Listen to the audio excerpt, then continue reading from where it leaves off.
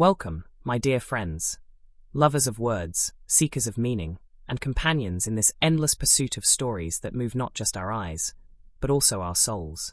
Tonight, we're embarking on something a little different, something I think will resonate with those of you who, like me, can't help but peer beneath the surface of a film, searching for the myths, the metaphors, and the resonances hidden within. Our focus is Jurassic World Rebirth 2025, and before I go further, let me be very clear. This is not a literal review of a movie you can walk into a theater to see. No tickets exist, no showtimes, no glossy posters framed in cinema lobbies.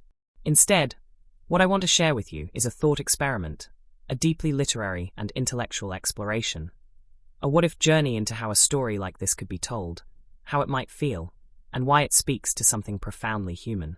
Think of it as an imagined review, crafted not for consumer choice, but for intellectual delight, for education, and for the sheer joy of wrestling with art as an idea. And before we dive deeper, if you find these explorations nourishing, if you enjoy wandering through these narrative landscapes with me, blending film with philosophy, cinema with literature, I gently encourage you to like and subscribe. Not because numbers matter, but because this community feels stronger when we're all walking together, building a circle of thoughtful voices who want more from movies than quick thrills or surface spectacle. Now let's settle in. Picture the glow of a lamp, the hum of evening, perhaps even the comfort of a cup of tea at your side. This isn't a lecture, it's a conversation, a fireside musing. And I'll be honest, stories of ancient creatures reawakening, of humanity's reckless dance with forces far larger than ourselves, have always stirred something inside me. Maybe it's because I grew up near woods where fossils were sometimes unearthed, fragile remnants of lives lived millions of years before us. Or maybe it's because I've always felt haunted by the hubris of our age, the way we stretch further and further with technology, rarely pausing to consider the consequences. Whatever the reason, tales like these, of creatures brought back to life and the fragile human world trying to contain them, have always spoken to me less as monster stories and more as mirrors of ourselves. The film, as it lives in our collective imagination here, opens with a striking quiet. Not the roar of creatures or the chaos of human screams, but a silence broken only by the sound of waves crashing against black volcanic rock. The first image is of ruins, overgrown and forgotten, where nature has claimed back what human hands once built. This choice, I think, is deliberate, to remind us that time itself is a character. We are dropped not into spectacle, but into aftermath, into a world already reshaped by decisions long past. And even before the first dinosaur appears, the story hums with tension. Can humanity ever coexist with its own creations, or are we forever locked in a cycle of control and collapse? What follows is a narrative that manages to be both intimate and sweeping, a paradox I've always admired in the best literature and film alike. On one level, it tells the story of scientists, explorers, and families caught in a desperate struggle for survival when forces beyond their control rise again. But on another, quieter level, it's about grief, memory, and our restless compulsion to resurrect what perhaps should remain gone. The dinosaurs, magnificent and terrifying as they are, function almost like ghosts. They are embodiments of our inability to let go, our yearning to reclaim the past, no matter the cost. I found myself struck by how much this echoed not just the mythology of Frankenstein, but also the quiet sadness of stories where resurrection becomes curse rather than gift. The early movements of the story are deceptively calm. We are introduced to a research collective, a group of thinkers, naturalists, and reluctant corporate investors, who have returned to the scattered remains of the once Grand Island Park. Their goal is cloaked in noble rhetoric: ecological restoration, the careful rebalancing of systems gone awry. But it doesn't take long for us, as viewers, to sense the fissures beneath their words. Some characters seek redemption. Others hunger for profit. Still others are driven by simple awe, the childlike desire to stand in the shadow of giants. This diversity of motives gives the film a rich, almost novelistic quality. I could feel myself pulled into their conversations, their disagreements, their fragile alliances, the way one might be pulled into a Tolstoyan ensemble, where no one character is entirely right, yet no one is entirely wrong. When the creatures finally emerge from the undergrowth, it isn't with the triumphant spectacle we've come to expect in blockbusters. It's tentative, almost reverent. A lone, weathered creature steps into view, its skin scarred, its movements slower than we might imagine. In that moment, I felt the film was asking me to reconsider what all really looks like. It's not always found in the spectacular, but sometimes in the fragile persistence of life itself.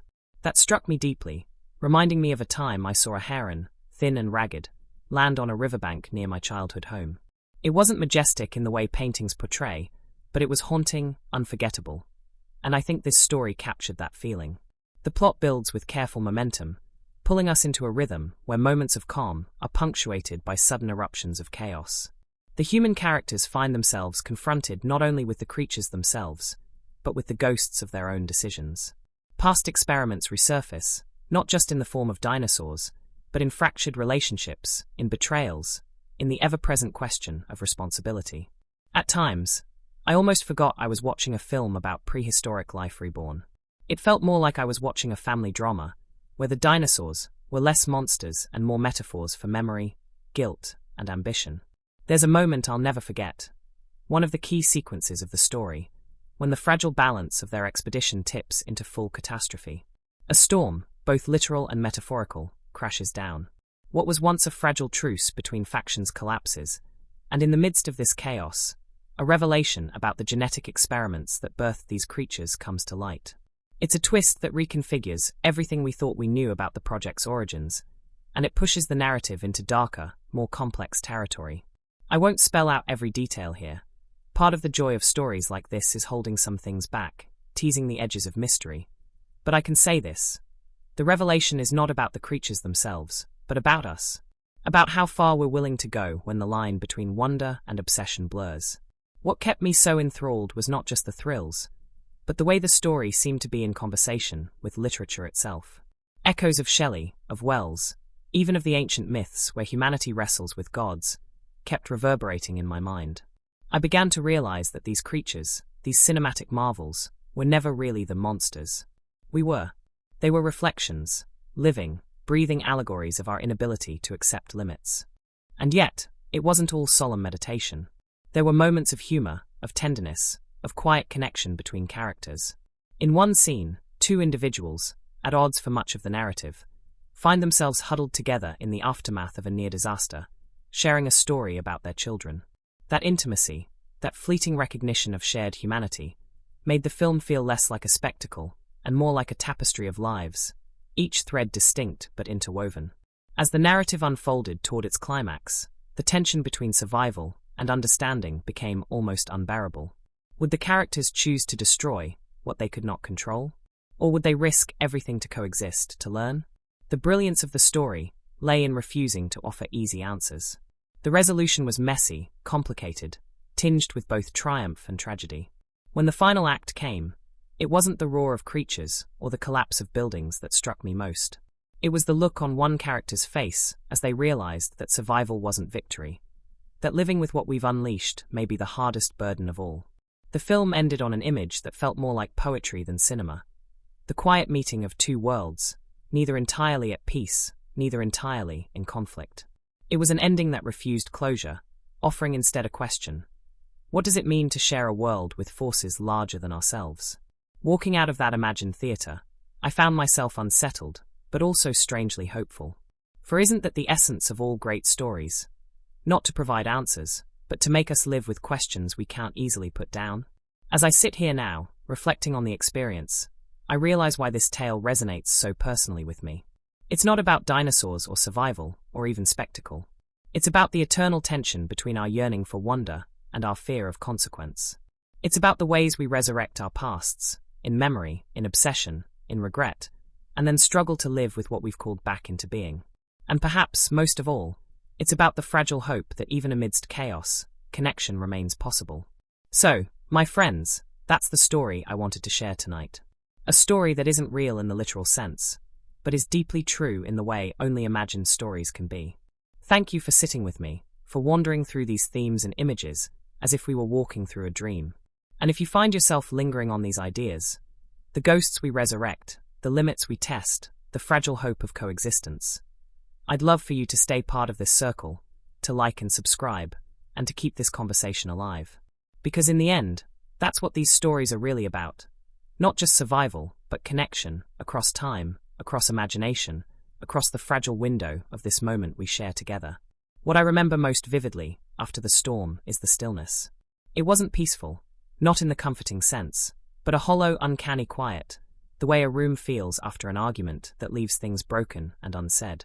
The island seemed to inhale, as though every creature within its forests and valleys was listening, waiting for the next move. The survivors, fewer now, stood beneath trees dripping with rain, their clothes clinging, their faces pale. Something had shifted, and you could feel it in their silence. They no longer believed they could simply walk away. Dr. Alara Miles was the first to speak, her voice trembling but firm. She insisted they press deeper inland, toward the heart of the facility, convinced answers lay hidden in whatever was still operating there. Her determination had changed. Before, she had spoken as a scientist, measured and cautious. Now, she spoke as someone on a mission of penance. I could see it in her eyes, that haunted glaze of a person who feels if they can just dig deep enough into the wound, maybe they can stitch the world together again. Victor Harlan disagreed, of course. By this point, the rain had smeared mud on his tailored suit, and the polish of his demeanor had cracked into desperation. He wanted extraction. He demanded contact with his team offshore, convinced resources could be deployed to harness what they had seen, to capture, to claim. His greed had grown less disguised, and though part of me wanted to despise him fully, I couldn't. There was a pathetic kind of honesty in his unraveling. I've met people who can't see beyond their ambitions, not because they're inherently monstrous, but because ambition blinds them like a fever. Jonah Reyes stood between them, quite literally, his shoulders heavy with the burden of mediator. He had taken on the unspoken role of protector, though the weariness etched into his face told us how close to breaking he was. His scars, once mere visual reminders, now seemed metaphors, maps of battles fought over and over, lessons etched into flesh. He knew, better than either of them, that this wasn't a debate about direction. It was survival.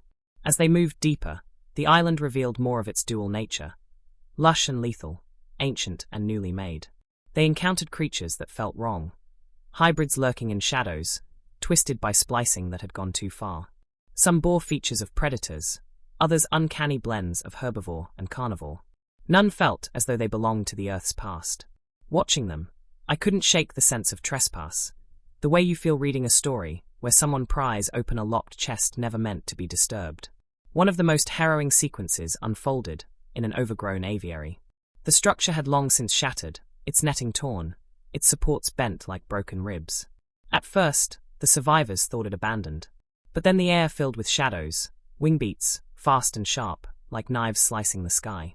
What emerged wasn't the pterosaurs we expected, but something altered, smaller, more precise, designed for speed and coordination. The attack was less like an animal hunt, and more like a military maneuver, calculated and relentless.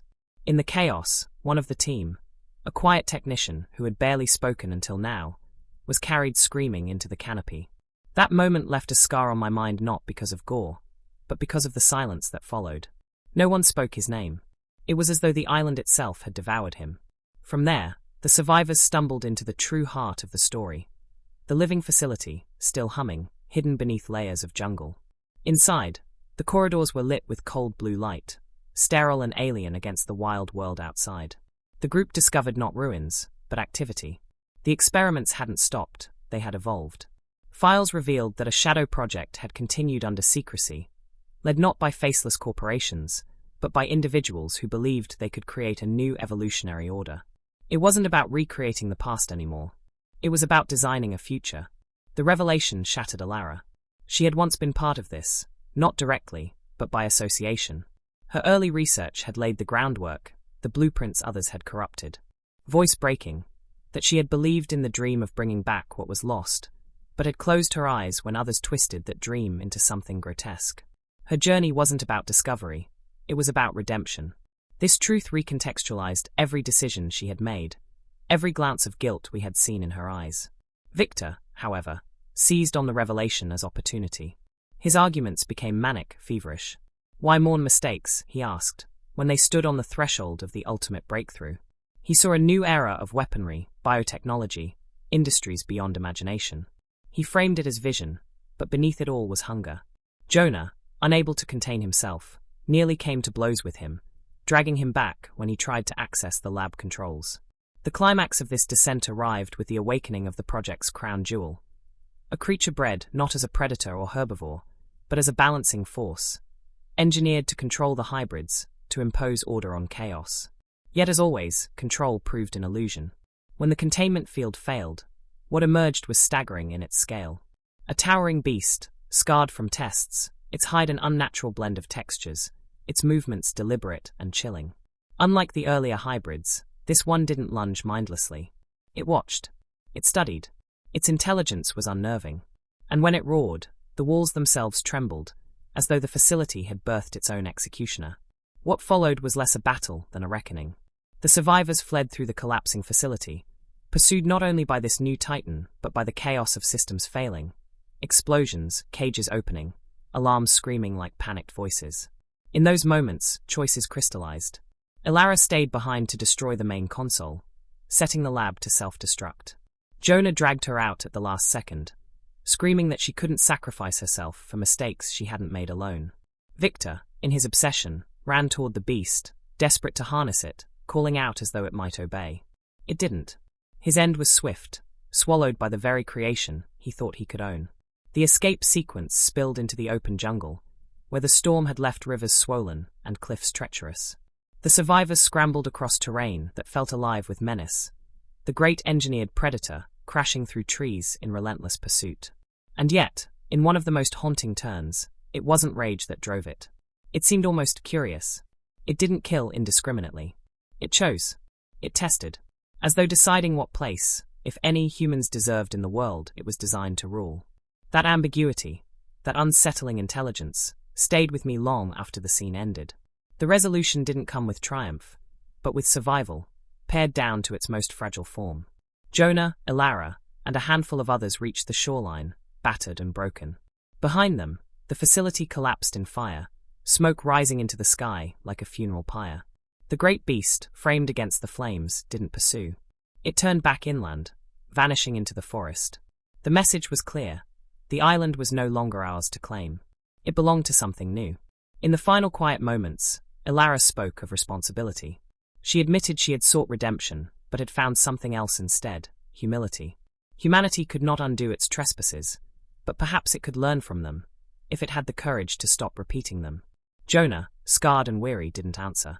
He simply looked back at the burning horizon, his silence a testament to the weight of history pressing on his shoulders. The story closed not with resolution, but with uncertainty.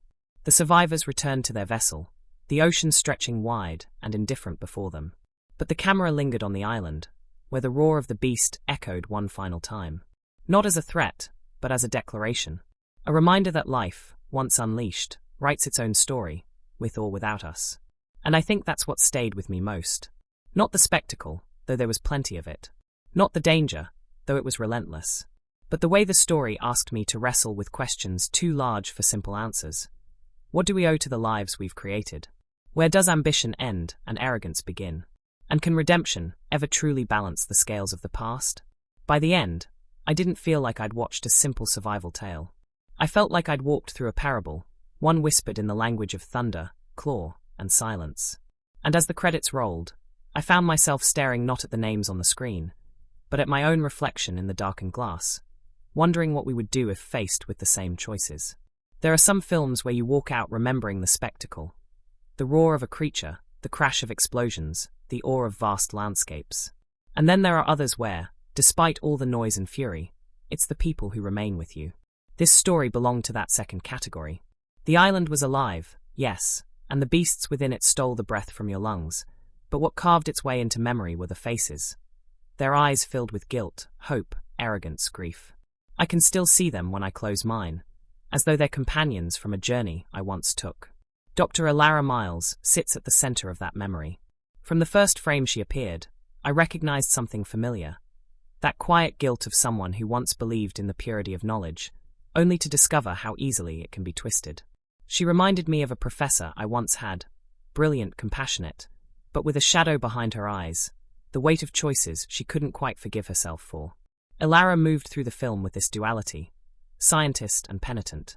Every decision she made carried the heaviness of, I should have known better. What fascinated me about her was how she embodied both strength and fragility. She wasn't portrayed as the kind of action hero scientist who picks up a weapon and magically transforms into a soldier. Instead, her strength came from persistence, From the way she kept moving forward, even when she trembled, from the way she forced herself to face horrors that were, in part, born from ideas she once contributed to. I think that's why she resonated with me so deeply. It's not the flawless, unshakable characters who linger in our memory, but the ones who break and still keep going.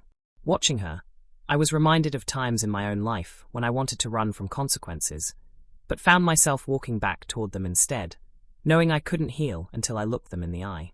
Then there was Jonah Reyes. If Alara carried the guilt of intellect, Jonah carried the scars of survival.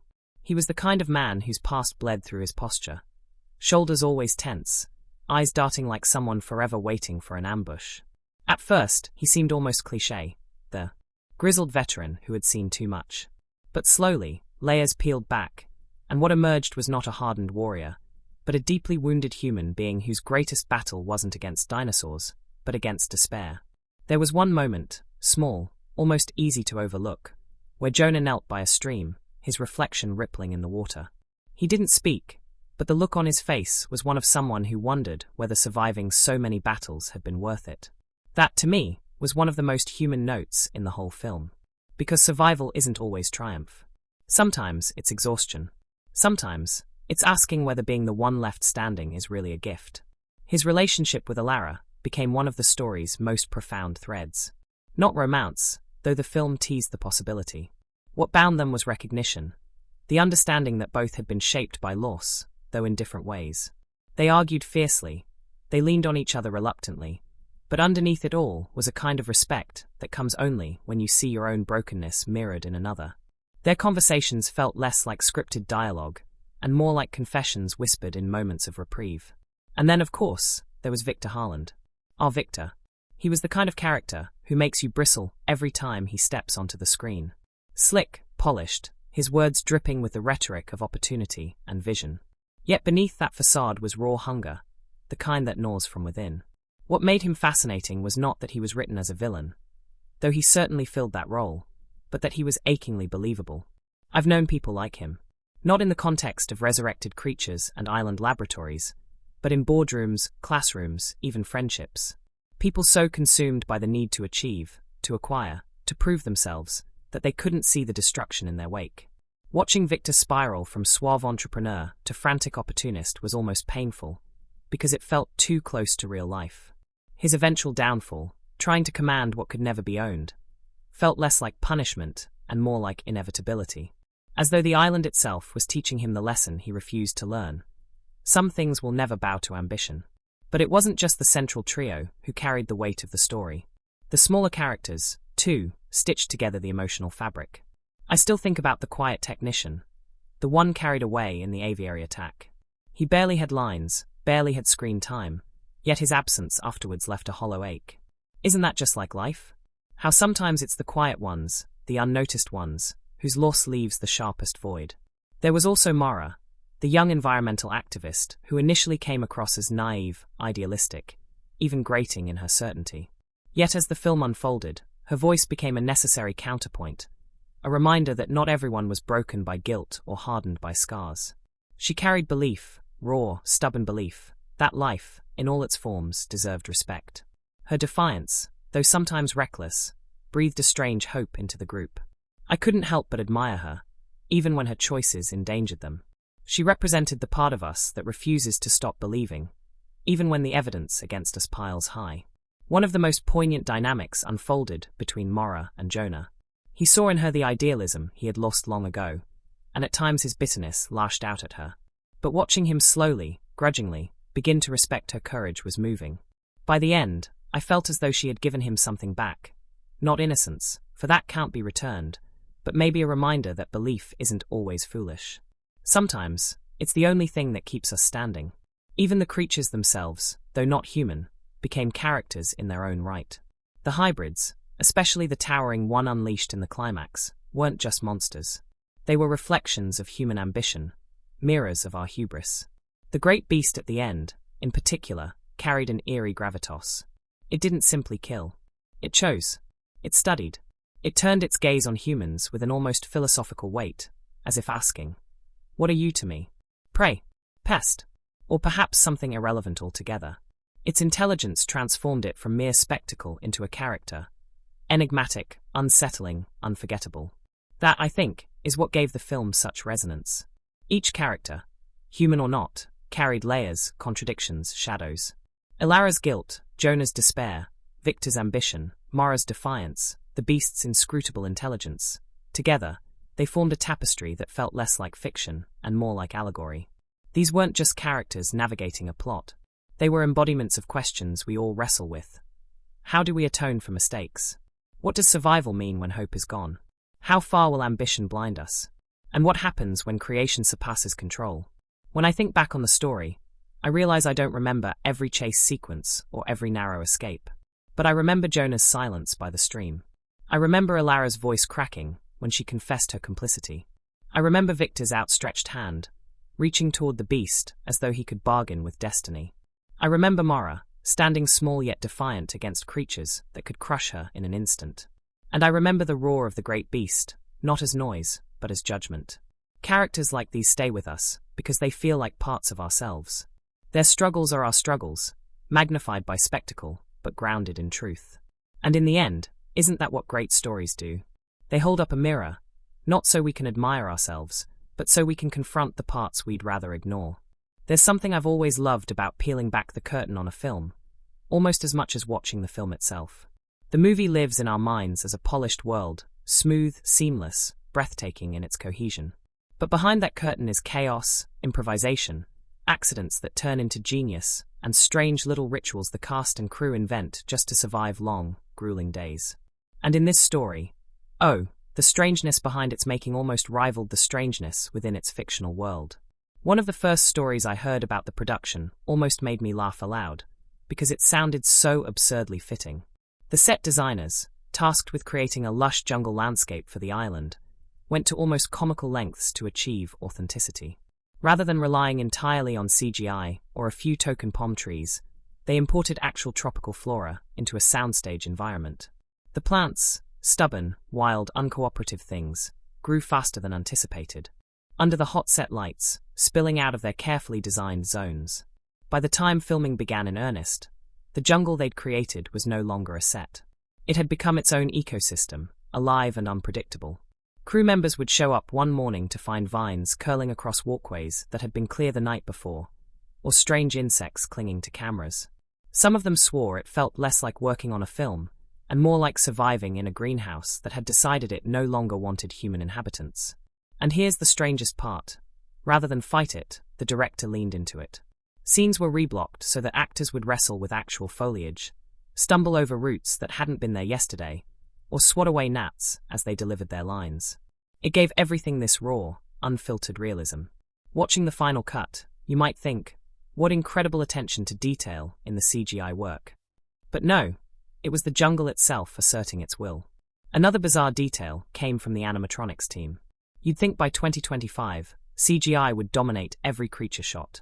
But the filmmakers insisted on bringing back the tactile magic of animatronic beasts, partly for nostalgia, partly for authenticity, and partly because the actors needed something tangible to fear. One of these creatures, an enormous herbivore designed for a pivotal river sequence, malfunctioned in the most hilarious way. Its massive head, controlled by intricate hydraulics, would occasionally nod uncontrollably, like a teacher dozing off mid-lecture. Imagine a beast meant to inspire awe and majesty, only to bob its head rhythmically, as though it were enjoying a private tune. At first, the crew found it frustrating, but eventually, it became an inside joke. They nicknamed the creature DJ Bronto, and during downtime, someone would actually pipe music into the sound system, timing beats to its accidental head bobs. Cast members would laugh until their sides hurt, watching this gentle giant of machinery groove to imaginary rhythms. You'd never know it from the final cut, where the creature stands tall and solemn, but behind the camera, it was a running gag that lightened the pressure of filming. And pressure there was in abundance. One of the strangest occurrences happened during the shooting of the aviary sequence. You know, the one with swarms of winged creatures descending on the survivors. The production had decided to use a blend of CGI for the masses and puppetry for the close-ups. But during one rehearsal, dozens of mechanical birds got loose from their suspension rigs. Picture this: half-broken animatronic pterosaurs swinging wildly from cables, screeching mechanically, their wings slapping against set lights.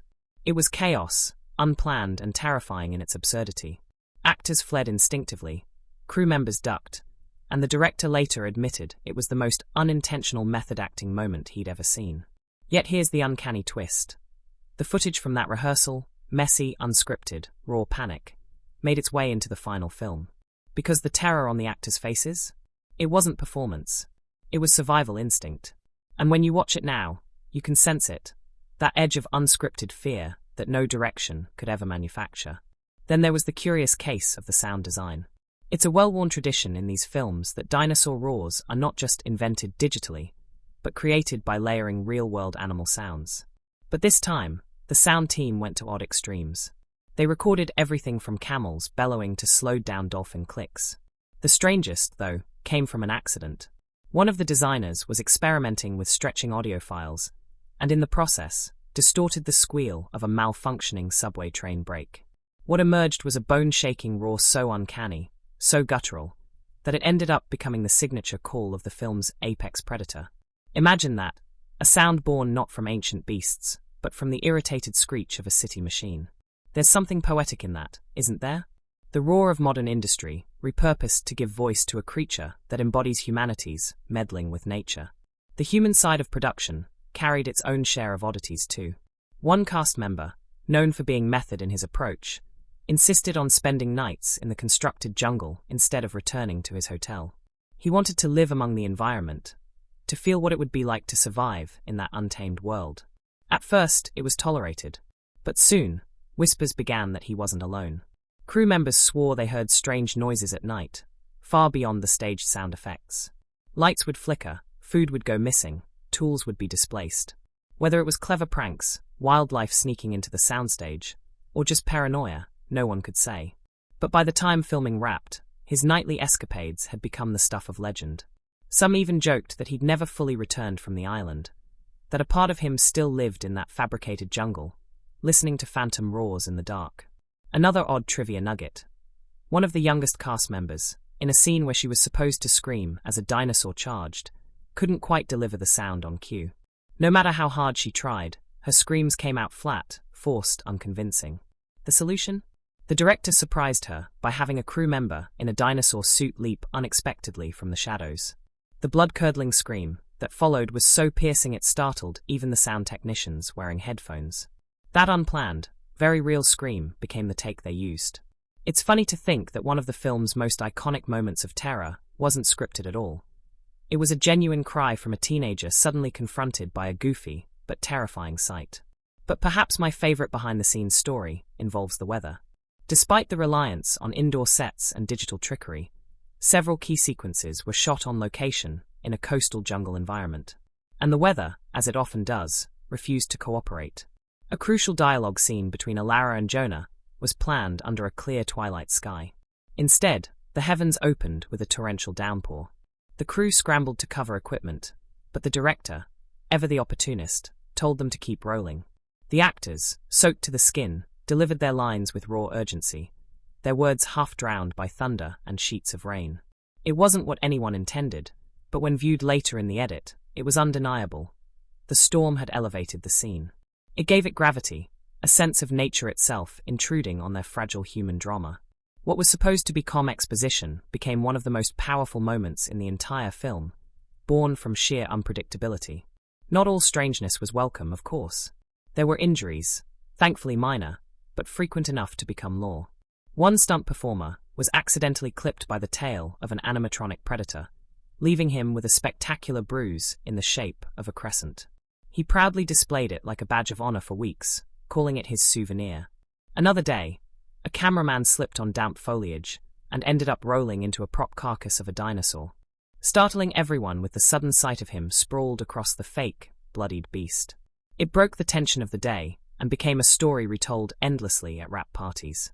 And then the whispers. Every production seems to collect them, stories half-believed, told in hushed tones late at night. On this set, there were claims that the jungle was too alive, that the imported plants carried spores that caused strange dreams. A few crew members admitted they dreamt of creatures every night, detailed and vivid, as though the line between fiction and reality had blurred. One even said he woke to the sound of claws scratching, only to find his tent flap torn, though nothing else was disturbed. Rational explanations abound, of course: raccoons, stray cats, overworked imaginations. But still, there's something deliciously eerie about the thought that a story about resurrection and survival might bleed into the subconscious of those creating it. By the time the production ended, the cast and crew carried with them not just exhaustion, but an almost mythic sense of having endured something unique. They'd survived malfunctioning beasts, rogue weather, unplanned chaos, and the creeping suspicion that the set itself had a will of its own. And maybe that's what makes the film feel so alive when you watch it. Not because of CGI polish or glossy spectacle, but because so much of it was real. Vines that grew too fast, storms that arrived uninvited, screams that weren't rehearsed, and laughter that burst unexpectedly from a malfunctioning animatronic dancing like it had its own soul. It's strange, isn't it? We go to films for stories, yet sometimes the making of them holds stories even stranger than fiction. And when I think of this one, I realize that's part of its magic. The creatures may have been illusions, but the chaos behind them was very, very real. There are times when I watch a film and find myself pausing, not because the story falters, but because the weight of a single event pulls me inward. It's not always the spectacle that does this, not the roaring beasts or explosions of CGI brilliance. No, it's often the quiet choices, the subtle gestures, or the unexpected aftermath of a scene that lingers. With this film, I found myself in that position more than once. The events weren't merely narrative beats. They were provocations, questions disguised as entertainment, moments that demanded I step back and ask myself, what does this mean for us, the viewers, beyond the screen? The first event that struck me in this way came early. The reintroduction of the island, not as a wonderland, but as a scar. We've been conditioned, through decades of cinematic tradition, to view islands like this as paradises turned nightmares. But here, the island's reveal was different. It wasn't lush and inviting. It was broken. Storms had carved it raw, half-submerged structures stood like gravestones of ambition, and silence hung heavier than any roar. I remember the stillness in that moment, how it stretched. It was as though the land itself had grown weary of being exploited. Critically, this moment wasn't just world-building. It was an indictment, a reflection on our own repeated cycle of building, destroying, and rebuilding, never learning the lesson embedded in the ruins we leave behind. It reminded me of reading Shelley's Ozymandias for the first time, that haunting image of a statue crumbled into sand, its arrogance undone by time. This island was its own Ozymandias, whispering, "Look upon my works, ye mighty, and despair." And what fascinated me was how the camera lingered, as though daring us to confront the hubris embedded in every steel beam rusting in the surf. Another critical event came with the discovery of the new hybrid creature, not through dramatic unveiling, but through subtle foreshadowing. A claw mark here, a shredded fence there, whispers from locals who swore they'd heard something moving in the dark. When the creature finally revealed itself, the terror wasn't in its design, but in its implication. It wasn't just bigger, or faster, or deadlier. It was wrong. Wrong in a way that unsettled more than frightened. I found myself thinking about Frankenstein, not the stitched-together monster of pop culture, but Shelley's creature, tragic and malformed, born from ambition that exceeded morality. Watching the hybrid's first appearance, I felt that same echo. This wasn't merely a beast. This was a commentary on our obsession with control, with bending nature into shapes that serve our fleeting desires. And isn't that what makes it resonate so deeply? It's not just science fiction. It's us, reflected back in scales and teeth, demanding we ask what happens when our own creations turn against us. The emotional resonance of that moment can't be overstated. I felt torn, awed by its ferocity, horrified by its existence, and strangely saddened by its inevitability. Because deep down, didn't we all know it was coming? The question was never if humanity would try again, but when. That inevitability lingers, like a shadow in the corner of every frame. Later, there was the aviary attack, one of the film's most unforgettable sequences. On the surface, it's thrilling, a swarm of winged predators descending in chaos, tearing through crowds. But what stayed with me was the panic on the ground, the human element. Families separated, people trampling each other, the breakdown of order in seconds. It was impossible to watch without thinking of how fragile our social contracts really are. From a critical perspective, the aviary attack functioned as more than spectacle. It was a mirror held up to us, showing how thin the veneer of civilization is when fear takes over. I thought of Hobbes and his idea that beneath the surface, human beings are driven, by primal self-preservation. Watching characters shove, claw, and scramble, I realized the scene wasn't really about dinosaurs at all. It was about us, about how fear unravels us, how quickly we revert when the illusion of safety shatters. And then there was the storm sequence. Oh, that storm. You could feel it building long before the first drop of rain fell. The sky darkened, dialogue grew quieter, every sound design choice leaning toward tension. When it finally hit, torrential, unrelenting, it wasn't just a backdrop. It was a character in itself, demanding recognition. Critically, the storm wasn't random. It symbolized nature's refusal to be contained. We think of storms as accidents of weather, but here, it was defiance. It felt as though the earth itself was reclaiming the island, washing away both human arrogance and manufactured beasts alike. And isn't that profoundly resonant? That reminder that no matter how far we advance, no matter how powerful we think we are, a storm can undo us in minutes. But perhaps the most haunting event, the one that refused to let go of me, was the quiet scene after the chaos. A child, separated from the group, finds herself face to face with one of the herbivores. Instead of terror, the moment unfolds with awe. She reaches out, trembling, and the creature lowers its massive head, eyes reflecting something ancient, something almost mournful. The silence between them is palpable, more powerful than any roar. From a critical lens, this was the film's heartbeat. This was the moment that shifted it from mere survival story to meditation on coexistence. It asked us to see beyond fear, beyond exploitation, and into possibility. I thought of Wordsworth's idea of spots of time. Those rare, luminous moments where human beings connect with something larger than themselves, moments that shape how we view the world forever. For that child, and for us as viewers, this was a spot of time. A glimpse of what could be, if only we chose reverence over domination.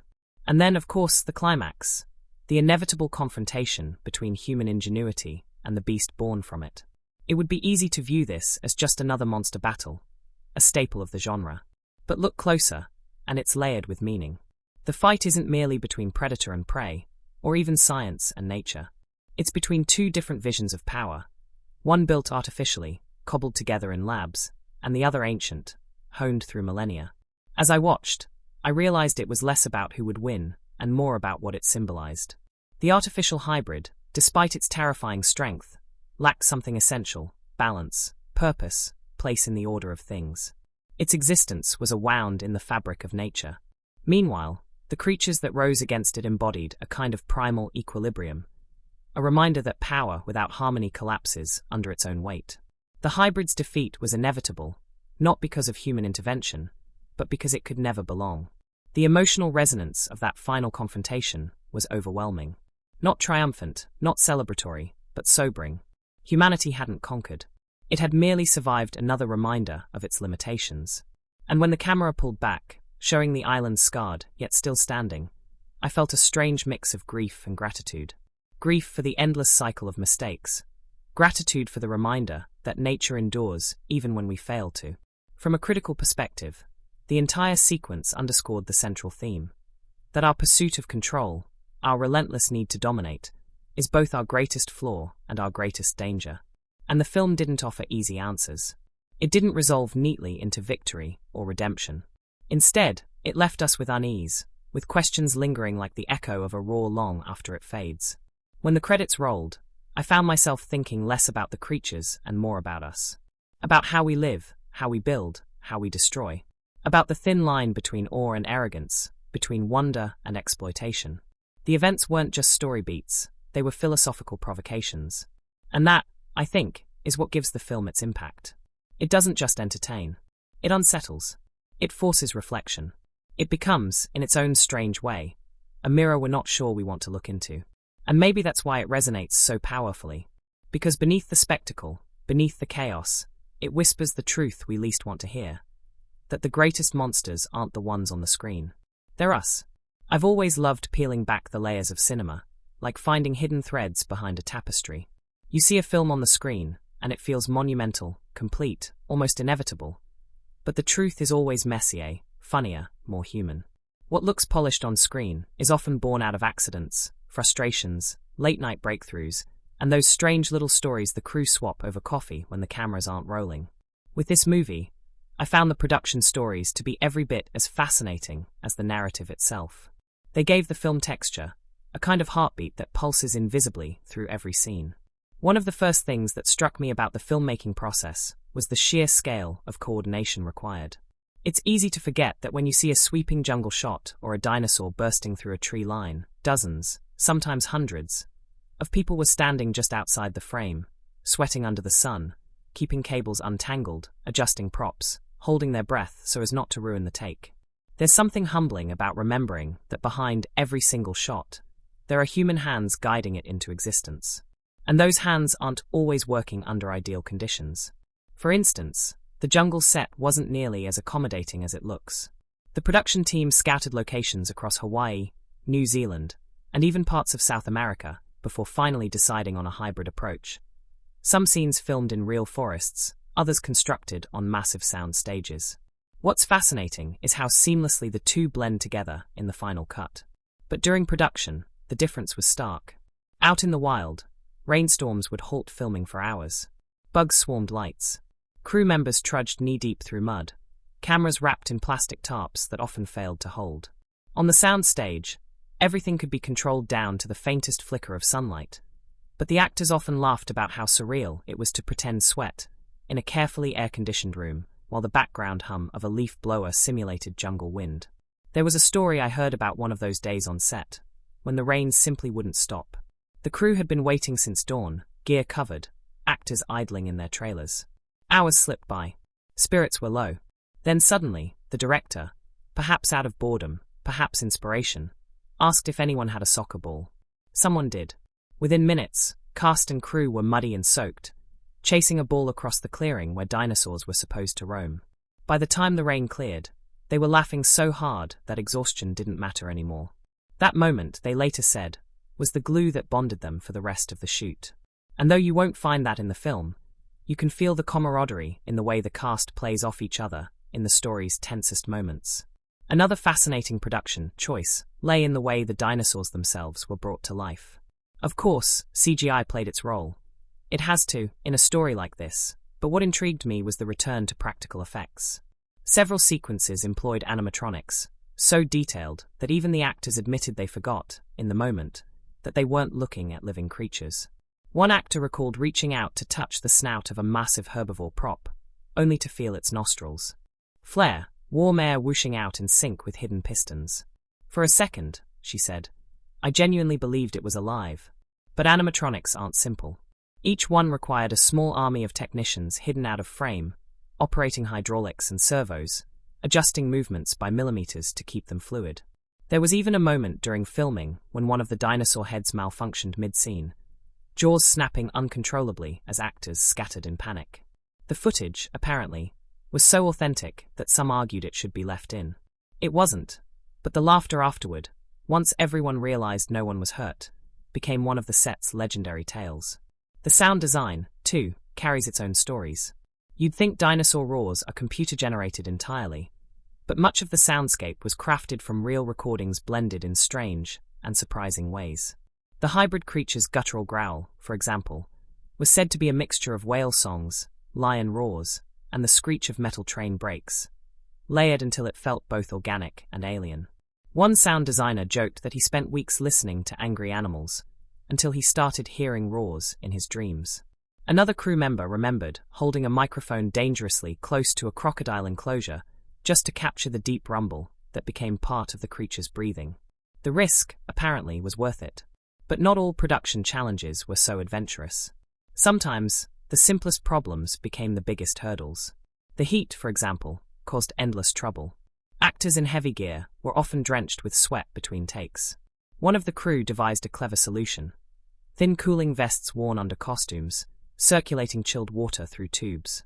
They were lifesavers, though occasionally, the pumps would fail, leaving actors suddenly soaked mid-scene in ways the camera didn't forgive. Reshoots followed, and with them, stories of whispered curses and suppressed laughter. There's also a story about how one of the major action sequences, the aviary attack, was nearly scrapped. Originally, it was storyboarded as a massive set piece with dozens of wire-rigged stunt performers and practical glass shattering around them. But early tests proved disastrous. Wires tangled, fake glass cut actors, and one poor crew member found himself dangling upside down for nearly 20 minutes while the team tried to untangle the rig. Eventually, they shifted to a hybrid method, practical stunts combined with digital enhancements, and the result, ironically, was better than anyone had imagined. Yet that near disaster remains one of the production's favorite tales, a reminder that sometimes chaos leads to brilliance. And then there were the animals. Not the dinosaurs, but the very real creatures that kept wandering into shots. Birds, insects, even the occasional wild pig made appearances where they weren't wanted. The crew joked that the local wildlife wanted its own starring role. In fact, one pig was so persistent that the crew nicknamed it Producer, because it always seemed to appear at the most inconvenient times, forcing retakes. At one point, they even considered writing a brief cameo for it, though the idea never made it past late-night brainstorming. The human interactions on set were just as fascinating. One of the joys of hearing behind-the-scenes stories is realizing how much of the film's emotional resonance comes from genuine relationships forged during production. Two of the leads, who share a tense but affectionate dynamic in the film, were known for playing elaborate pranks on each other between takes. One hid a rubber raptor claw in the other's trailer. The other retaliated by sneaking fake blood packets into lunch containers. Their laughter carried into their performances, lending a kind of chemistry that can't be faked. But not all stories were light-hearted. There were moments of real struggle, of exhaustion and doubt. Long night shoots drained the crew, tempers sometimes flared, and the sheer pressure of living up to the franchise's legacy weighed heavily. One assistant director admitted, in an interview, that there were nights he lay awake, wondering if they could pull it off. And yet, when asked what kept him going, he said it was the sight of kids visiting the set during breaks, wide-eyed at the sight of towering dinosaur props. That's when you remember why you're doing it, he said. It's not about budgets or deadlines. It's about wonder. I think that's what resonates most about these production insights. The reminder that wonder is crafted, painstakingly, through endless trial and error. Behind every seamless shot is a mess of wires, sweat, and improvisation. Behind every emotional beat is an exhausted crew member holding a boom mic just out of frame, willing their arms not to shake. And the fun facts never stop coming. Did you know the opening jungle sequence used real torches that nearly set the set ablaze on the first night? Or that one of the extras, cast as a terrified tourist, was actually a local farmer who'd never seen a film crew before, and his unscripted reaction of wide-eyed terror was so perfect they kept it in? Or that the film's climactic battle required 3 separate edits because early versions were deemed too intense for test audiences who reportedly gasped and covered their eyes. Each of these details reminds me that films aren't born fully formed. They're sculpted, chiseled, reshaped through countless moments of chaos and creativity. And somehow, out of all that mess, comes something cohesive, something powerful, something that lingers in us long after the credits roll. So when I watch the final cut, I don't just see dinosaurs and jungles and terrified humans. I see the rain-soaked soccer game, the malfunctioning animatronic head, the exhausted sound designer listening to whale songs at midnight, the prank wars, the sleepless doubts, the pig named Producer. All of that lives in the film, woven invisibly into its fabric. And maybe that's what makes it so special. Not just the story it tells, but the story of how it was told. A story as human, flawed, and beautiful as the one on screen. One of the first things that struck me when I revisited the film was the weight of the setting. It's funny, we tend to think of movies as being about characters, about plot, about the monsters or disasters that drive tension. But in this story, the island itself felt alive, almost sentient, a presence that breathed through every frame. Watching it unfold, I realized that the setting wasn't just a backdrop. It was a character in its own right, shaping choices, shaping fear, shaping hope. The island's initial reveal is deceptive. From afar, it appears almost idyllic. Lush greenery, mist curling through distant cliffs, rivers glinting in early morning light. But the camera lingers and soon we notice the fractures. Areas of jungle stripped bare, collapsed buildings swallowed by roots, rusting machinery jutting out of the foliage like fossilized bones. There's a narrative embedded in the geography itself, telling the story of human ambition and nature's quiet reclamation. Cinematically, this is genius. The audience is not told that the island has changed. We see it, and the visual evidence tells us everything we need to know about time, neglect, and consequence. Walking through the jungle, the filmmakers use light and shadow masterfully. In daytime scenes, sunlight flickers through the canopy, dappling the characters as they move, creating a sense of movement and life even in still frames. The interplay of light and leaf almost makes the environment seem sentient, whispering secrets as the humans navigate it. At night, the story shifts. The darkness isn't merely blackness, it's layered. Moonlight glints off wet leaves, pools of water catch reflections that trick the eye, and shadows dance just beyond the edge of the frame. There's a deliberate ambiguity here. Every shadow could hide a predator, a threat, or simply the island playing tricks on perception. The cinematography constantly reminds us that the world is bigger, older, and infinitely more complex than the humans struggling within it. One of the most fascinating locations in the film is the collapsed research facility, hidden deep within the island. On screen, it looks abandoned, eerie, and forbidding, half submerged in vines, corridors slick with rainwater, glass shattered, and reflecting flickers of blue emergency lighting. But from a production standpoint, it was a marvel of design. The filmmakers combined practical sets with digital extensions in a way that blurred reality and illusion.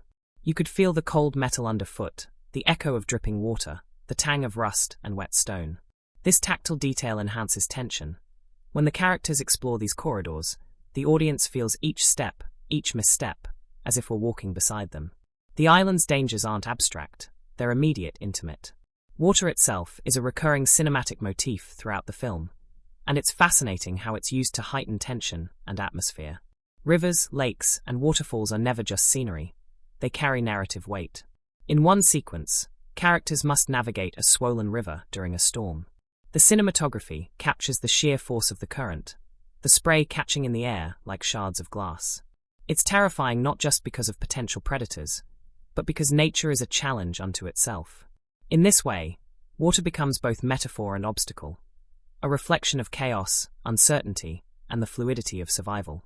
The use of vertical space is another cinematic strategy that stands out. From towering cliffs to deep ravines, the island constantly reminds us of scale. Humans are small, fleeting, vulnerable. Dinosaurs occupy both horizontal and vertical planes, appearing unexpectedly from above or below. One sequence has a character crossing a precarious ridge while a hybrid creature stalks the treetops. The camera alternates between close-ups that capture the character's fear and sweeping wide shots that emphasize their insignificance in the environment. The tension isn't just narrative, it's spatial. It's an aesthetic choice that underscores the theme of human vulnerability in the face of nature's grandeur. Color also plays a subtle but essential role. The filmmakers employ a palette that shifts with tone. In calmer moments, greens and golds dominate, warm, almost nostalgic, a reminder of the world that could have been beautiful and safe. In moments of chaos or horror, the palette shifts to cooler blues, greys, and muted browns, evoking dread, uncertainty, and danger. It's not overt, but it works on a psychological level. The island's hues echo the characters' emotional states, making the environment an extension of internal conflict. Fog and mist are used repeatedly to create mystery and tension. Characters move through low-lying fog that hides the edges of paths, conceals threats, and adds ambiguity to what we see. The fog isn't just a visual choice, it's a narrative device. It mirrors the uncertainty of the characters' knowledge. They cannot fully see what they are up against, and neither can we.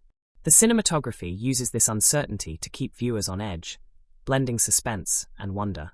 The interiors of the facility contrast starkly with the natural settings, and this contrast is central to the film's mood. Inside, lighting is controlled, corridors are tight, and spaces feel claustrophobic. The cold, metallic hues of machinery, blinking consoles, and sterile hallways heighten tension, creating a stark dichotomy between the untamed wild and human attempts to impose order. These settings reinforce the thematic tension between nature and technology, a visual reminder that no matter how advanced our tools, the natural world remains unpredictable and powerful. Another subtle but impactful cinematic element is the use of sound in conjunction with space. Wide shots of empty valleys are punctuated by distant roars, birdsong, or the rustle of unseen creatures. The sound design creates a living environment, where the audience can sense movement and life beyond the frame. Close-ups, conversely, are almost claustrophobic, capturing dialogue, labored breathing, and the metallic creak of doors. This contrast makes the viewer acutely aware of scale and perspective, reinforcing the idea that the environment is not just a backdrop, but an active participant in the story.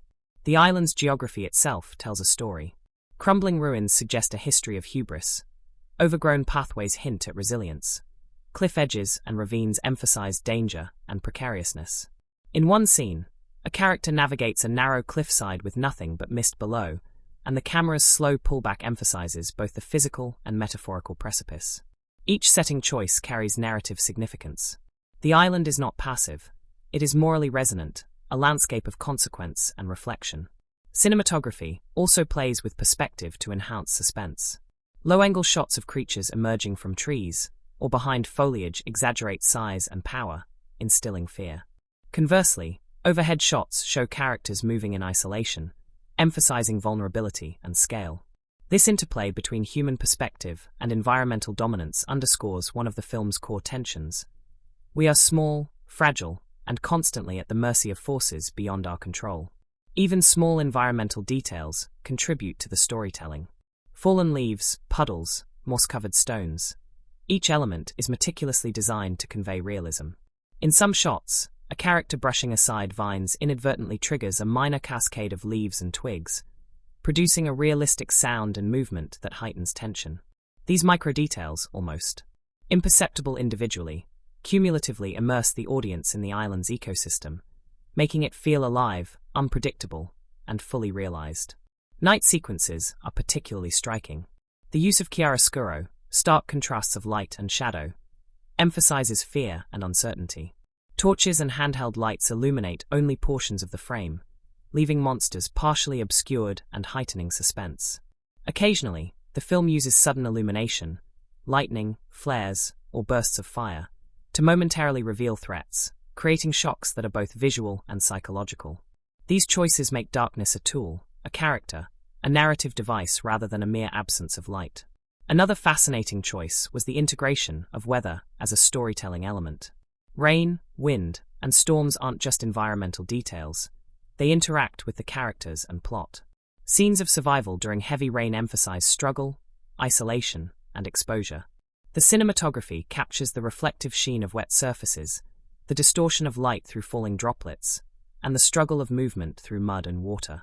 Weather becomes a participant, sometimes threatening, sometimes transformative, mirroring the internal tension of the characters.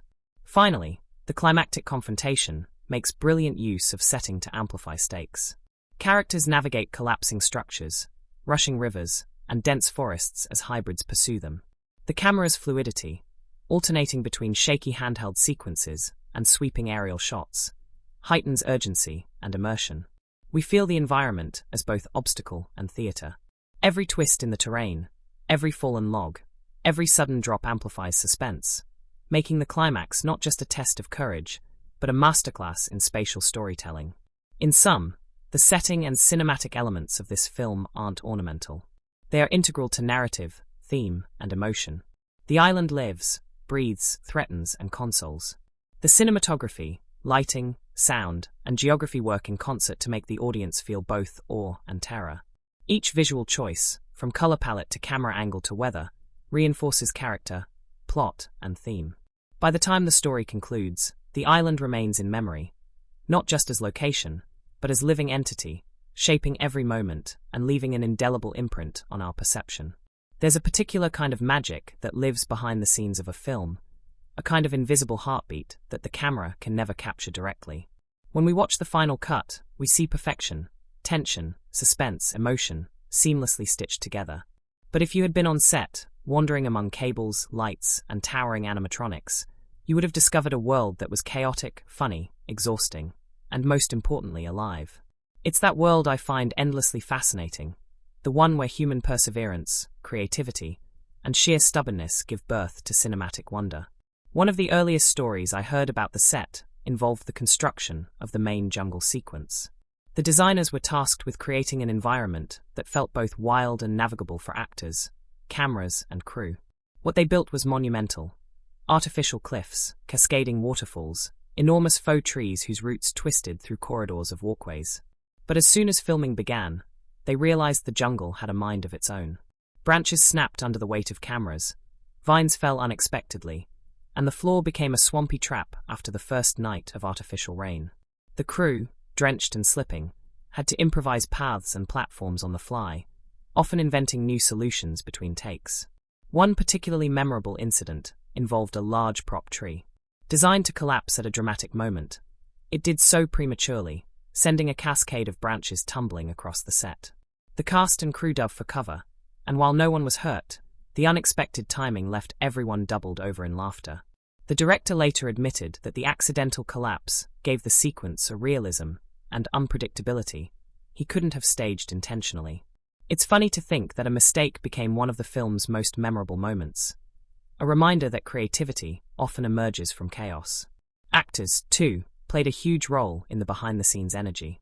Several of the leads, known for their intense method acting, often remained in character between takes. On one occasion, the actor playing the scientist refused to step out of costume during a break, insisting that her character wouldn't sit still in the aftermath of a disaster. The younger actors found this hilarious, and it became a running joke. They would attempt to engage her in casual conversation, only to be met with lines from the script delivered with impeccable dramatic timing. This playful tension between realism and improvisation bled into the performances, giving them an authenticity that carried through to the screen. But it wasn't all humor. Filming a movie with towering animatronic dinosaurs and elaborate stunts comes with real physical challenges. One of the stunt coordinators shared that nearly every sequence required intricate choreography. Actors had to navigate precarious platforms, swinging vines, and collapsing props while responding to cues from animatronics that didn't always move predictably. On multiple occasions, camera operators were nearly knocked over by swinging limbs or falling debris. Safety measures were comprehensive, yet even the best-laid plans couldn't prevent the adrenaline and occasional chaos that comes with simulating survival in an unpredictable, prehistoric environment. Perhaps my favorite anecdote concerns the hybrid dinosaur created for the climactic sequence. Its animatronic head was a marvel of engineering, capable of nuanced movement. Blinking eyes, a flaring snout, subtle ear twitches. However, during one take, a hydraulic malfunction caused the head to jerk forward suddenly, startling an actor so much that she fell backward into a shallow prop river. The director called cut, the crew burst into nervous laughter, and the actor emerged dripping, grinning, insisting that the take had been terrifyingly perfect. Remarkably, elements of that genuine fear were captured in the final edit, giving the sequence an authenticity that CGI alone could never replicate. The production was also riddled with small, personal interactions that added color to the day-to-day. The cast would share meals together in the jungle camp between takes, sometimes cooking over open fires and improvising recipes with limited ingredients. There's a story of a particularly ambitious cook who attempted to grill vegetables while dodging dripping water from the set's mist machines. The result was inedible, but it became a source of endless amusement for the team. Another time, an unplanned thunderstorm swept across the set, drenching everyone mid-lunch. The crew reacted as though it were part of the scene, sprinting under makeshift shelters and laughing at the absurdity of being soaked before even filming had resumed. The technical crew also has its share of quirks and stories. Camera operators had to develop incredible dexterity, often shooting from moving platforms or balancing on unstable terrain to capture wide jungle vistas. One operator recounted having to climb a fake cliff at dawn while carrying a camera rig weighing over 50 pounds, all while maintaining the illusion of cinematic fluidity. "I may have cursed under my breath," he admitted, "but when you see it on the big screen, all that sweat and pain disappears. It looks effortless." There's something deeply humbling in hearing that, realizing the sweat behind every effortless cinematic moment. And then there were the more whimsical elements. One of the animatronic designers loved pranking the cast during downtime. Small mechanical raptors would be placed just out of frame, rigged to twitch or snap when someone approached. Actors would shriek, stumble, or leap back instinctively, much to the amusement of the crew. These pranks, while minor, created an atmosphere of playfulness that balanced the stress and exhaustion of long shoots. The laughter that reverberated during these moments often carried through to scenes, enriching the performances with genuine human energy. The post-production process was another layer of behind-the-scenes fascination. Editors worked tirelessly to integrate practical effects with CGI, sound designers blended multiple layers of creature roars, and colorists spent hours fine-tuning palettes to evoke both naturalistic and cinematic moods. One editor shared that for one sequence, a single shot required stitching together footage from 3 cameras, 2 animatronic rigs, and a dozen digital elements. It took nearly a week of meticulous adjustment to make it seamless. And yet, once completed, the shot appeared effortless, as if it had always existed in perfect harmony on screen. There were also logistical challenges in coordinating such a large, complex cast and crew. Scenes often involved dozens of actors, stunt performers, and extras simultaneously, all while managing heavy equipment, animatronic creatures, and dynamic weather. One particularly memorable sequence had actors crossing a rickety suspension bridge during simulated rainfall, while a mechanical dinosaur lunged from below. Coordinating timing, safety, and cinematic framing required near-perfect precision. When it worked, the sequence became one of the most visually arresting moments of the film. When it didn't, it produced stories that the crew retold for years. Near misses, impromptu adjustments, and bursts of nervous laughter as everyone realized how close they had come to chaos. Interaction among cast and crew also became a subtle force shaping performances. Bonds forged during long nights of shooting enhanced on-screen dynamics. There's a story of two actors rehearsing a tense scene when one accidentally knocked over part of a set piece. Instead of frustration, the other burst into laughter, diffusing tension and allowing them to improvise new lines that later made it into the final film. Moments like this highlight how collaboration and human connection can elevate a scene beyond what was scripted. Another aspect of behind-the-scenes magic was the interplay between practical effects and environmental unpredictability. During a river chase scene, the current of a real river shifted unexpectedly, threatening to knock over props and actors. The stunt team adapted instantly, modifying movements and timing, while the camera crew recalibrated angles. The improvisation wasn't obvious to viewers. The final cut appears meticulously choreographed, but the raw, adaptive energy of the crew was embedded in every frame. It's these unrecorded moments, invisible to audiences, that contribute to the vibrancy and tension of the narrative.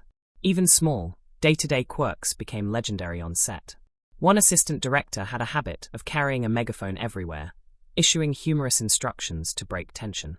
Another crew member was known for sneaking candy into actors' pockets during long takes, a subtle morale booster that created inside jokes. These seemingly minor acts of camaraderie often had outsized effects, building a sense of shared purpose and sustaining morale during grueling shoots. Weather and environment were constant variables influencing both challenge and creativity. Sudden storms, unexpected wind, and temperature fluctuations required rapid adjustments. One morning, mist machines malfunctioned, creating clouds so thick that camera operators could barely see the actors. Instead of halting filming, the director embraced it, choreographing scenes so that the characters appeared to navigate through mysterious fog. The result was one of the film's most atmospheric sequences, demonstrating how obstacles can inspire innovation when approached with flexibility and creativity. Even in moments of apparent downtime, stories abound. The cast engaged in improvised competitions, like who could hold a torch longest during night shoots, or who could mimic a dinosaur's roar most convincingly. These playful rituals built camaraderie and likely contributed to the energy seen on screen. The collective spirit of joy, tension, and perseverance, captured between takes, ultimately enhanced the narrative authenticity. Challenges during filming weren't just technical, they were human. Actors endured long hours in heat or cold, costume restrictions, and physically demanding stunts. Crew members navigated heavy rigs, complex lighting, and unpredictable sets.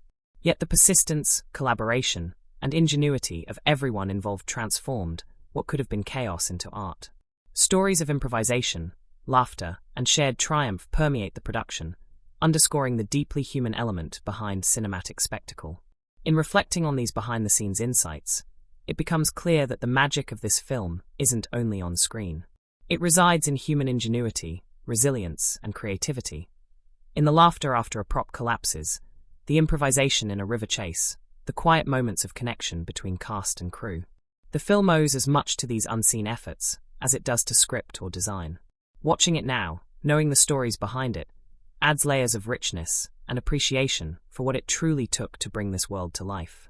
There is a peculiar kind of resonance when a film manages to speak to more than just the surface of its story, when it whispers truths about the human experience, our hopes, our fears, and our place in the world. This is the quality that I found most compelling in the film. On the surface, it is a spectacle, a thrilling adventure with creatures both awe-inspiring and terrifying. But beneath that, it is a meditation on ambition, morality, coexistence, and the tension between control and respect for forces far greater than ourselves. In many ways, it feels less like a blockbuster and more like a parable, a modern myth told through the language of cinema. The first theme that struck me, almost immediately, was the tension between human ambition and the natural order. From the earliest scenes, we are shown characters striving to dominate, to create, to innovate, to push the boundaries of what is possible. But the island, and the creatures that inhabit it, are indifferent to these efforts. They act according to their own instincts and rhythms, and any attempt at control is met with disruption, sometimes subtle, sometimes catastrophic. This tension is not merely narrative, it is philosophical. It asks us to consider, what is the cost of playing God? What happens when our drive for progress outpaces our understanding, our morality, or our humility? One of the most powerful symbols of this theme is the hybrid creature. It is, on one level, a technological marvel, the pinnacle of human ingenuity. But it is also a warning. Its very existence is a scar on the natural order, a manifestation of overreach. In every scene where it appears, it embodies the consequences of ambition, unchecked by ethics. The creature's size, its unpredictable strength, its hybrid nature. These are not just plot devices. They are symbolic markers of humanity's audacity and its hubris. When it clashes with naturally evolved dinosaurs, the conflict transcends action and becomes allegorical. It is a battle not just of survival, but of ideology, artificial mastery versus natural balance. Another recurring theme is fear. Not just fear of the creatures, but fear of the unknown and of our own limitations. This fear manifests in both overt and subtle ways. Characters often hesitate, question themselves, or make choices driven by anxiety. The cinematography underscores this with framing that isolates figures within the vast, untamed landscape, emphasizing their vulnerability. Symbolically, fear is a dual force. It warns and protects, but it can also paralyze or mislead. By confronting these fears, the characters, and by extension, the audience, are invited to consider the broader human response to uncertainty and danger. Coexistence is another profound theme threaded throughout the narrative. Amid the chaos, there are moments of unexpected harmony. The child reaching out to a herbivore, the temporary alliance of humans to survive against a greater threat, the subtle acknowledgement that life is interconnected and that every action has consequence. These moments serve as symbolic counterpoints to scenes of destruction and aggression. They remind us that survival and understanding are not solely about power. They are about empathy, observation, and adaptation. This theme resonates deeply on both emotional and intellectual levels, suggesting that the possibility of coexistence exists even in the most dire circumstances. The island itself is laden with symbolism. At first glance, it is a setting, a remote, dangerous paradise. But as the story unfolds, it becomes a living metaphor for consequence, memory, and history. Fallen structures, overgrown paths, and scattered remnants of past experiments are not merely background. They are visual symbols of ambition and failure, of humanity's persistent urge to leave its mark. Walking through the island's ruined corridors is akin to traversing the layers of human endeavor. Each vine, each broken wall, each rusted beam tells a story of trial, error, and unintended impact. It is a reminder that places carry memory, that landscapes themselves can speak to us if we listen. Control versus chaos is a subtle yet persistent theme.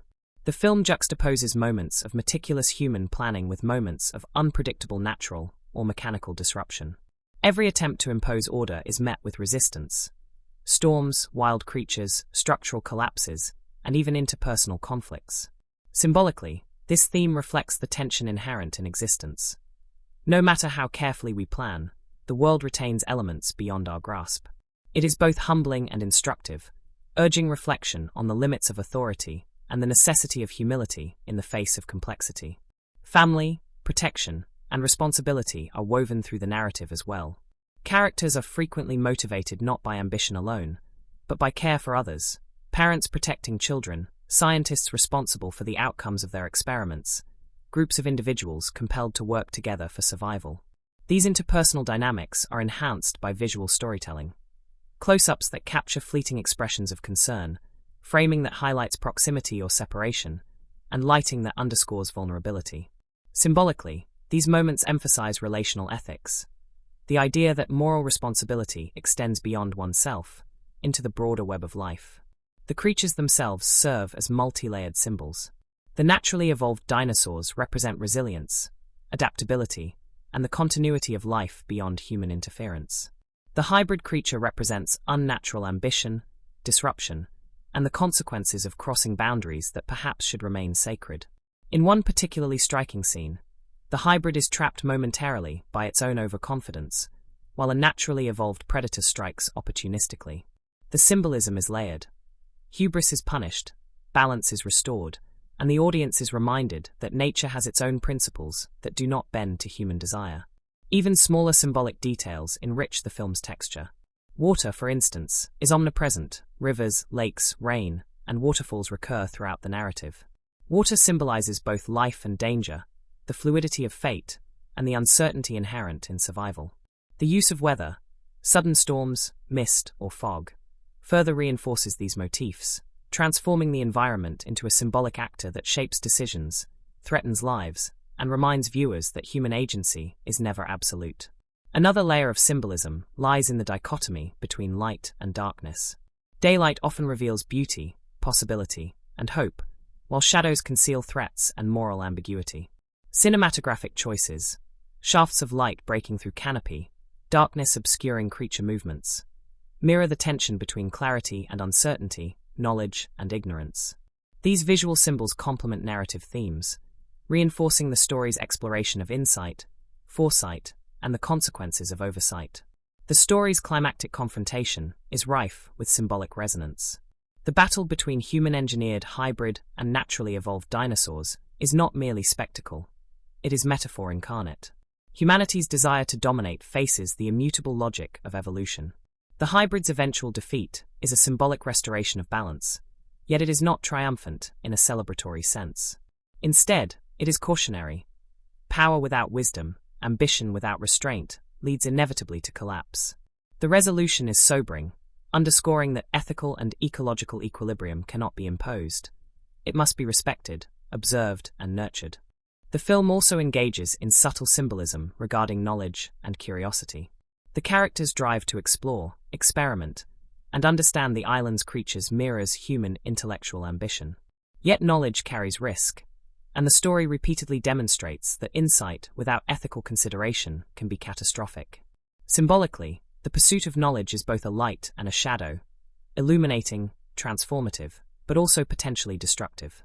The audience is reminded that inquiry is never neutral. It carries moral and practical consequences.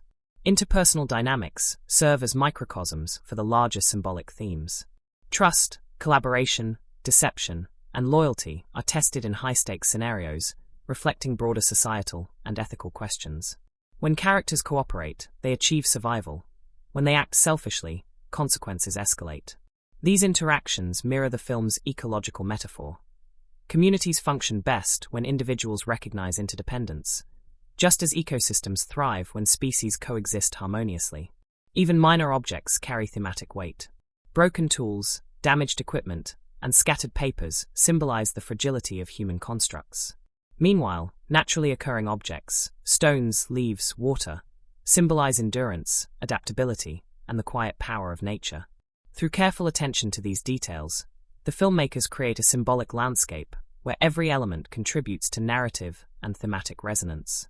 The film's overarching moral can be seen as a meditation on respect. Respect for life, for complexity, for the unforeseen consequences of human ambition. Characters who act with empathy and foresight navigate danger successfully, while those who act recklessly face predictable and symbolic consequences. This moral is embedded not just in dialogue or plot, but in cinematography, sound design, and mise-en-scene, creating a multi-layered tapestry of meaning. Ultimately, the film's themes and symbolism converge to form a rich, reflective experience. Human ambition, ethical responsibility, coexistence, fear, and balance are interwoven with visual metaphors, recurring motifs, and carefully crafted cinematography. The result is a story that resonates intellectually, emotionally, and morally. Each narrative beat carries symbolic weight, and each character arc echoes larger questions about our place in the world, our relationship with nature, and the consequences of our choices. Watching it through this lens, the spectacle becomes secondary to significance. The roar of a creature, the crash of a storm, the collapse of a structure, each is a narrative and symbolic signal, inviting reflection. The film becomes not just a story of survival or adventure, but a meditation on how humans interact with forces far greater than themselves, and how balance, humility, and empathy are the true measures of mastery. In reflection, I realize that what lingers after the credits roll is not merely excitement or tension, but insight. The film, through its themes and symbolism, encourages us to see the world differently, to consider ambition with caution, curiosity with responsibility, and power with respect. It reminds us that we are part of a larger ecosystem, moral and ecological alike, and that every action reverberates through a web we can never fully control. This is the beauty of cinema when it transcends spectacle, when it teaches, provokes, and illuminates without ever feeling didactic. The narrative, the visuals, the creatures, the environment, all of it converges to create a story that is simultaneously thrilling, reflective, and morally resonant. The symbols and themes enrich every frame, making the film not just entertainment, but a work of thoughtful, layered storytelling.